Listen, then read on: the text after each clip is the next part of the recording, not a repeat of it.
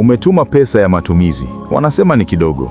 Umejenga nyumba nyumbani, wanasema unaringa. Ukiwasaidia wanakusifu. Siku ukikwama wanakusema vibaya. Huoni unahangaika bure.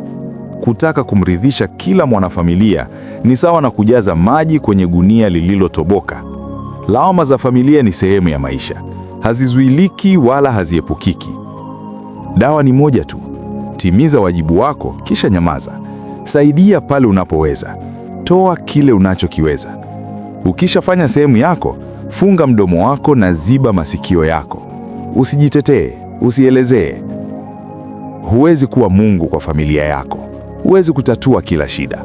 Dhamiri yako ikiwa safi kwamba umejitahidi, hiyo inatosha. Waache waongee, maneno hayavuji mfupa. Wewe timiza wajibu, mengine waachie wao. Maneno ni yao, amani ni yako. Nyamaza.